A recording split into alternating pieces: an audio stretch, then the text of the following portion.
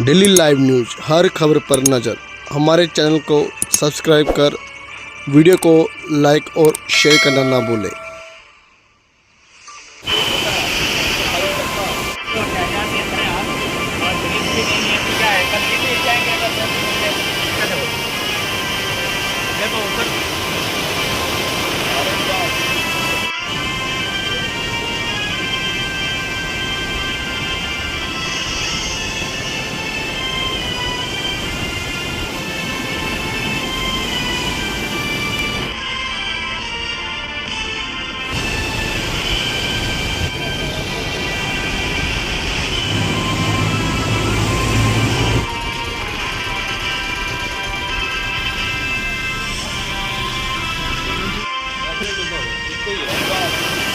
देखो साडे विच आचार्य मुनि जी भी गुजरात तो सीधे आए हुए ना, क्योंकि इन्हां दा लोकल एरिया इन्हां नूं भी बहुत दुख है।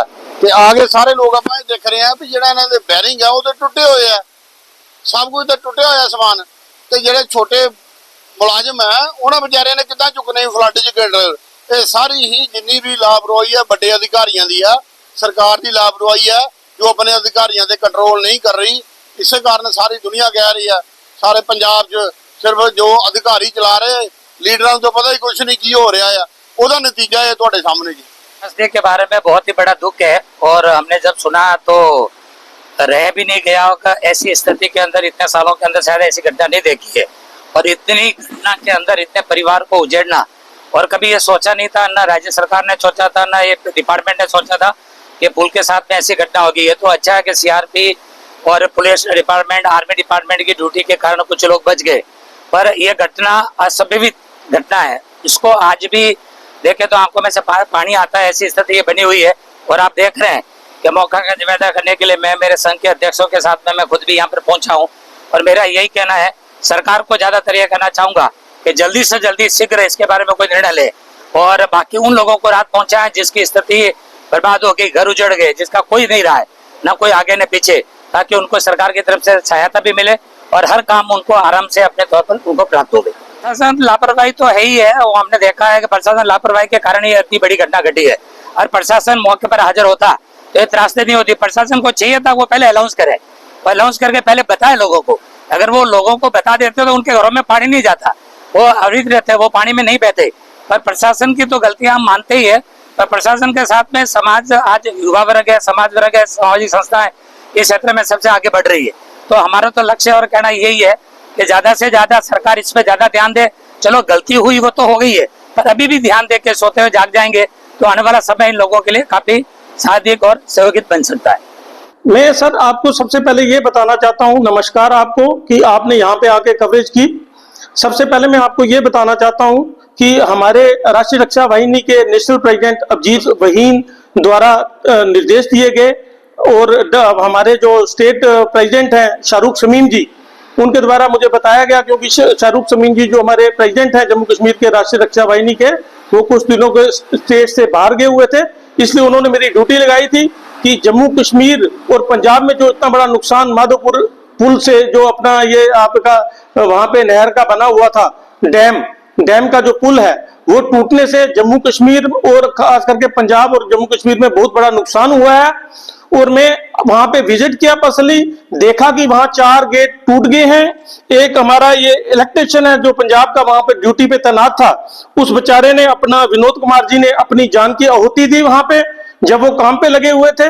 ये प्रशासन की बहुत बड़ी लापरवाही है, इसे कम से कम देखना चाहिए कि इस बाढ़ ने हमारे जम्मू कश्मीर का इतना बड़ा नुकसान कर दिया जो मुझे लगता है कि अगले 5-10 सालों तक इसकी भरपाई नहीं हो पाएगी। और पंजाब के तो सूबे का तो बिल्कुल ही इन्होंने खात्मा कर दिया है। आने वाले चक्कर में ये जितनी भी मेहनत अपना, जितनी भी वहां पे लोगों का रोजगार है, जितनी गाय भैंस हैं, जितनी लोगों की ये जो अपना अनाज उगाया गया था, वो आने वाले दिनों में शायद 10 साल तक उसकी भरपाई नहीं हो पाएगी। मुझे आप लोगों के माध्यम से सरकार से ये मांग है कि यहाँ एक सेंट्रल एजेंसी लगाई जाए जिसके तहत इसकी पूरी कार्रवाई को अंजाम दिया जाए।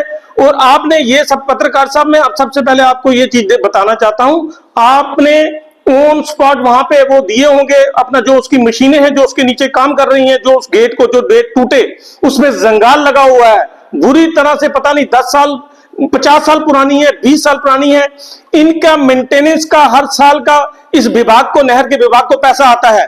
वो पैसा कहां जाता है? अगर मेंटेनेंस टाइमली हुई होती, हर अपना अफसरों को पता है, सरकारी अफसरों को, कि यहाँ गवर्नमेंट का इनको मेंटेनेंस का पैसा देती है और हर साल बाढ़ का कहीं ना कहीं जून जुलाई अगस्त में ये कहर ढाने को मिलता है। इससे पहले गवर्नमेंट हर विभाग अपने तौर तरीके से इसकी अपना कार्रवाई करती है, लेकिन मुझे लगता है कि किसी ने इसकी प्रॉपर कार्रवाई नहीं की। और जिस इंसान की ये जान गई है कीमती, विनोद कुमार जी इलेक्ट्रिशियन की, उसके कुछ लोगों से, मेरे रिश्तेदारों से बात हुई और वो उनके जो एसएचओ वगैरह हैं, जो विभाग के अधिकारी हैं, उनके प्रॉपर ढंग से उनके बारे में बताया ही नहीं जा रहा कि वो उनकी डेथ कैसे हुई। और मेरे को लगता है कि अभी तक उनकी बॉडी नहीं रिकवर हो पाई डिपार्टमेंट की तरफ से, और उनको भी उच्च मुआवजा विभाग द्वारा देना चाहिए।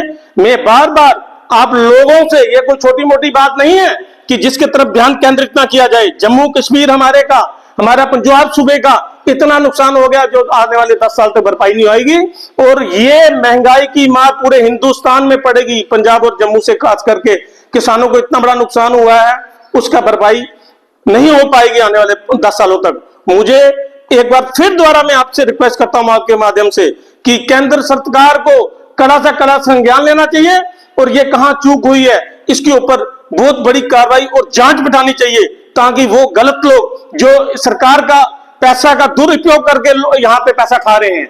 इससे ज्यादा मैं कुछ नहीं चाहता। मैं राष्ट्रीय रक्षा, एक बार फिर बता दूं, राष्ट्रीय रक्षा वाहिनी क्या हमारा जो अपना ये संस्था है, उसकी तरफ से मैं उनके अपना नेशनल प्रेसिडेंट के द्वारा यहाँ पे आया और मैंने पूरा यहाँ पे एग्जामिन किया, और इसलिए मैं आपको ये बात बता रहा हूँ कि ये चीजें सरकार तक पहुंचनी चाहिए आपके माध्यम से।